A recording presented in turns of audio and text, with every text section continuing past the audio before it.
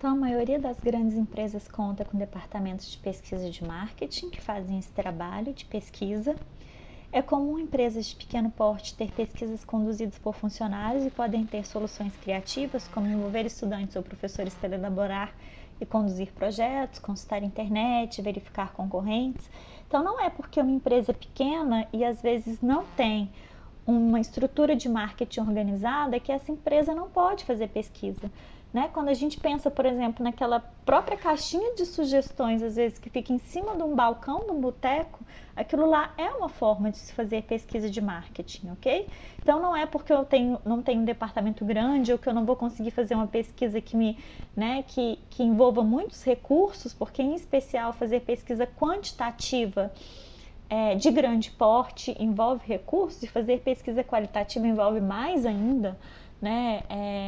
O curso que eu fiz, por exemplo, para se fazer uma pesquisa em profundidade com alguns clientes, as pessoas que mexem com essa consultoria, elas cobram, por exemplo, o preço colocam todos os custos envolvidos na pesquisa, né? Transporte, almoço em restaurantes, os brindes que vai dar para alguns clientes relevantes, para esses clientes responderem as questões. Então, envolve custo, mas isso não quer dizer que as empresas que não têm recursos não possam fazer pesquisa para saber como o consumidor dela ou o consumidor que ela pretende atender responderia, né, diante de ações da empresa. De modo geral, as empresas reservam cerca de 1 a 2% das vendas para pesquisa de marketing, suas grandes empresas, obviamente. E aqui eu tenho algumas etapas, né, para fazer a pesquisa de marketing. Primeira, definição do problema e das alternativas de decisão dos objetivos de pesquisa. Gente, isso é fundamental. Quando eu vou elaborar uma pesquisa de marketing, eu preciso pensar o seguinte: o que eu quero saber com essa pesquisa? Porque se eu não defino o objetivo de pesquisa, eu vou fazer questões que não vão ser úteis para absolutamente nada. Né? Por exemplo, no projeto de extensão que a gente deu consultoria na escola, o que a gente queria saber principalmente? A gente queria saber o que os pais valorizavam naquela escola. A gente fez pesquisa com pais que não eram da escola. Então, o que a gente queria saber? Qual era o motivo pelo qual os pais tinham escolhido a escola que eles escolheram? Então, isso é um objetivo claro de pesquisa. E, com base nesse objetivo, eu vou elaborar as questões que me levem a identificar o que eu quero saber, né? E aí, além de um objetivo mais geral, eu posso ter objetivos específicos. Então, aqui tem um exemplo. Oferecer um serviço de internet a bordo atrairá a preferência de clientes e lucro para a empresa que justifique seu custo em comparação com outros investimentos? Então, será que vale a pena para uma empresa aérea? Valeria, né, antes da pandemia, porque agora sabe-se lá Deus como é que vão ficar as empresas aéreas depois dessa história toda. Mas será que valeria ter um investimento para se colocar internet nas aeronaves? O custo justificaria, né? Faria com que os clientes, por exemplo, preferissem voar nessa empresa do que em outra empresa? Então, os objetivos específicos aqui. Que tipos de passageiro de primeira classe estariam dispostos a pagar pelo serviço de internet? Quantos passageiros de primeira classe estariam dispostos a utilizar o serviço pelo preço proposto? Quantos passageiros adicionais escolheriam a empresa por conta do serviço? Qual a importância desse serviço para os passageiros de primeira classe em relação a outros entretenimentos? Então, todas essas questões são questões que justificam para que eu descubra o quê? Se vale a pena fazer um investimento com internet nas minhas aeronaves, ou se vale a pena eu gastar esse dinheiro com outra coisa. Então, tem uma definição clara do problema. A segunda questão é eu desenvolver um plano para a pesquisa ser feita. E aí eu tenho fonte de dados. O que são essas fontes de dados? Eu posso trabalhar com dados secundários. Os dados secundários são dados que já estão disponíveis. Então, por exemplo, eu quero desenvolver, né, um dos grupos quer desenvolver programas, softwares para startups. Quantas startups tem no município de Uberlândia, por exemplo? Provavelmente já tenha dados aí de organizações vinculadas à inovação ou a empresas que eu consiga identificar essa quantidade de startups, né? Eu posso também, por exemplo, querer atender pessoas que vou atender um público universitário, então vou instalar meu negócio perto da universidade. Quantos universitários a universidade tem? Eu vou lá, né, nos dados da universidade e descubro quantos dados a universidade tem. Esse dado já está lá pronto, né? Então, eu tenho instituições aí, IBGE, IPEA, que me disponibilizam uma série de dados que já estão prontos. Esses dados a gente chama de dados secundários.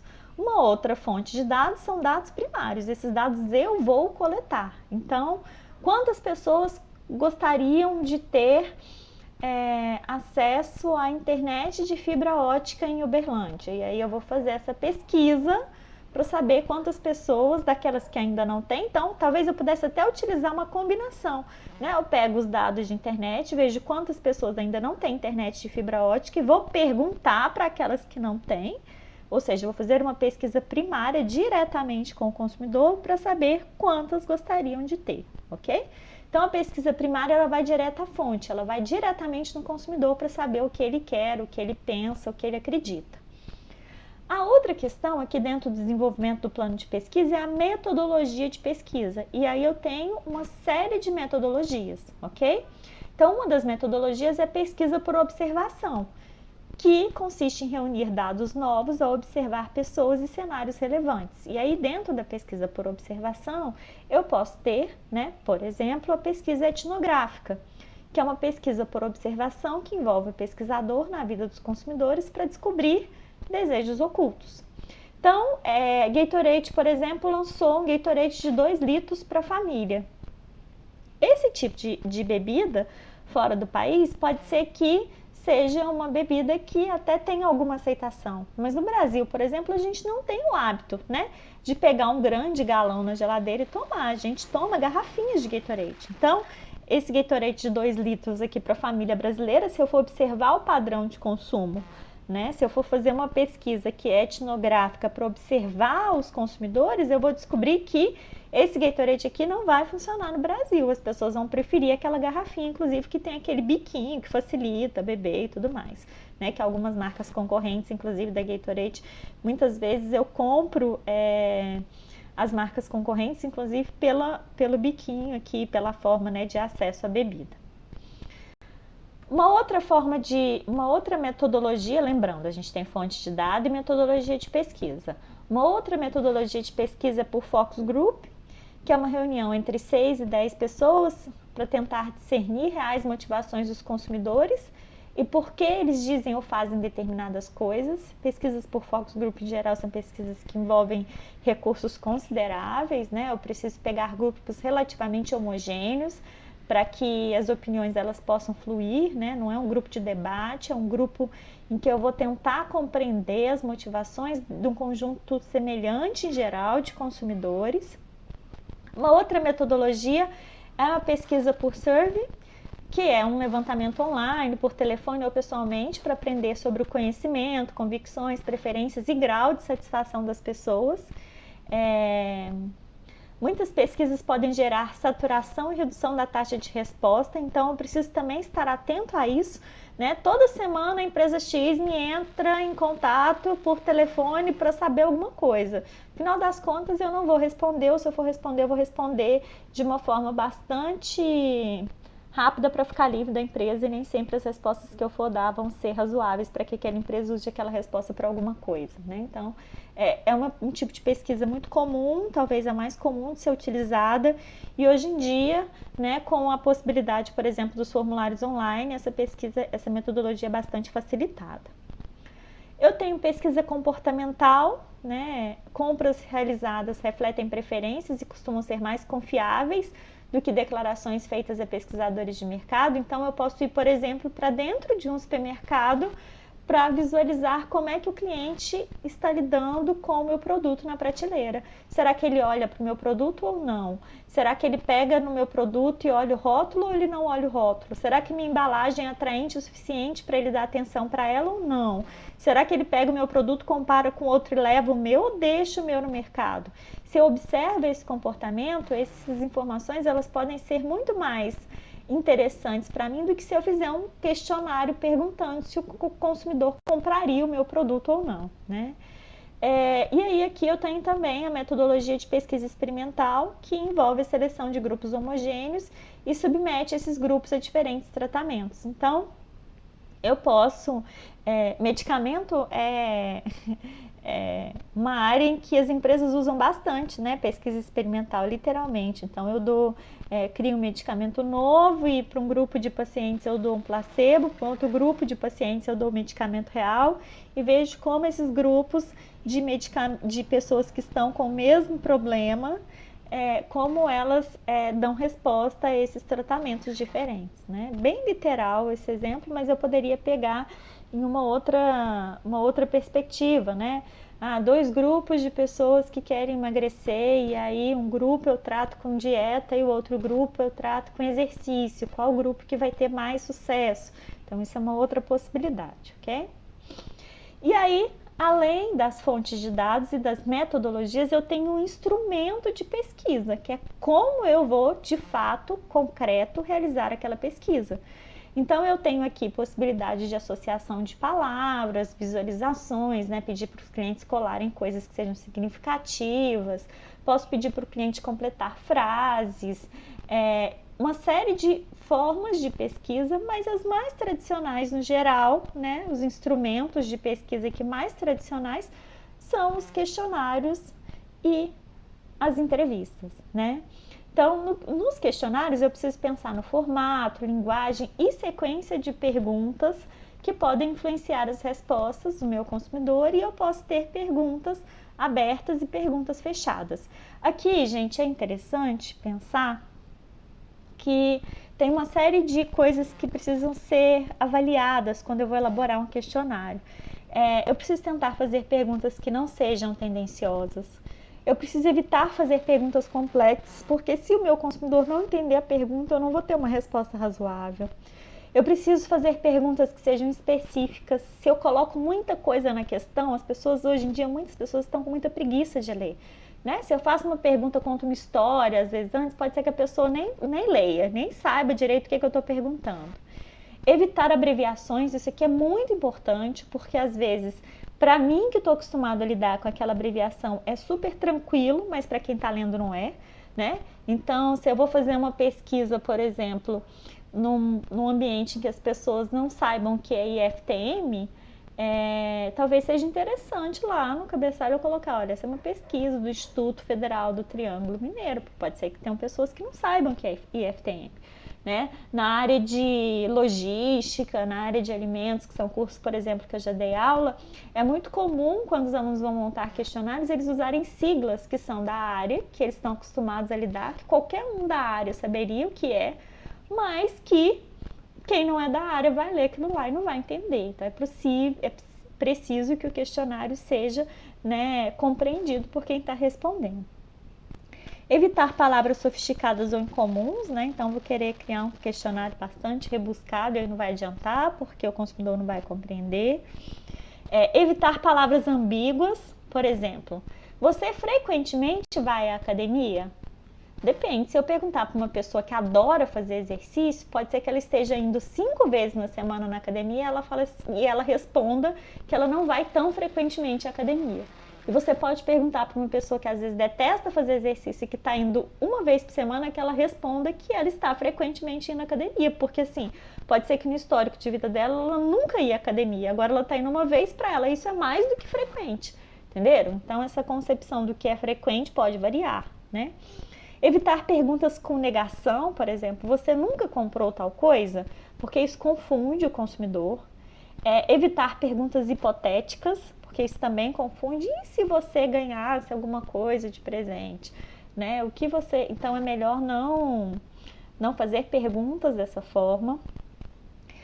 Evitar palavras de sonoridade ambíguas que possam confundir o consumidor, em especial quando você estiver fazendo pesquisas, né, por exemplo, pelo telefone. Então pode ser que o consumidor não entenda o que você está dizendo.